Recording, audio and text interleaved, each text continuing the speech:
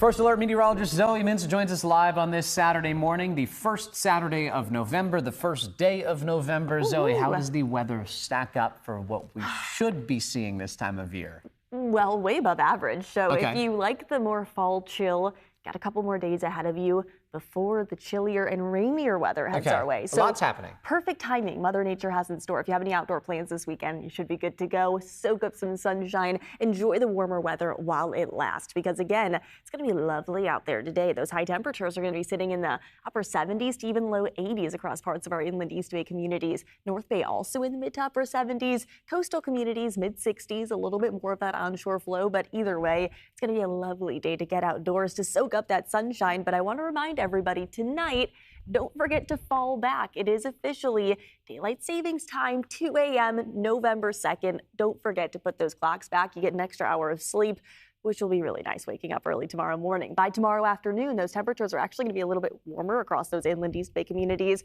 with even more widespread low 80s in there. But it is not going to stay this way forever, so enjoy the 70s by the bay, 60s closer to the coast, 80s across those inland areas before a bit of a cool down heads our way. Look at Monday. We are expecting a widespread cool down as those winds are going to begin to pick up. A little bit more cloud coverage will arrive and the slight potential of a few isolated sprinkles, but the real chance for rain isn't going to be moving in until mid this week. So get used to the slightly cooler temperatures, low 70s inland, 60s by the bay and closer to our coastal communities. Again, everybody is going to be feeling those cooler temperatures as we step out into next week, as a storm system will be heading our way. Overnight tonight and into early tomorrow, there's actually in the Pacific Northwest a storm system impacting them. But really, we aren't going to be seeing any sort of impacts from that. High pressure is going to be dominating, allowing most of California to enjoy that sunshine through Monday until that atmospheric river arrives. If you look at the bottom right corner of the screen, that's the timestamp.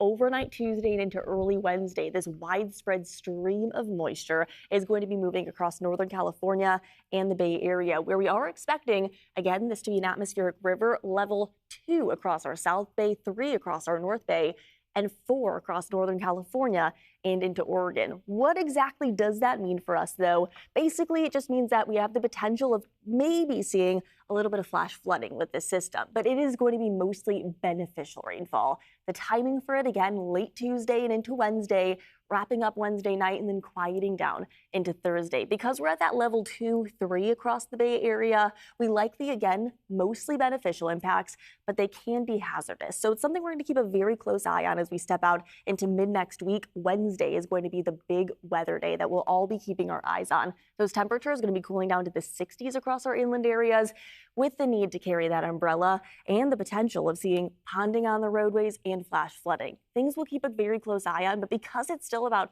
5 days away from us, it's still a little bit uncertain, the exact details on the timing. What we do know for certain, though, is it's going to be a gorgeous weekend out there all across the Bay Area. Get outside and enjoy the 70s close to the Bay, 60s along our coastal communities, and along with plenty of sunshine. Again, this is going to be the perfect weekend to get out and about before a lot more active weather heads our way starting mid next week. Back to you, Max.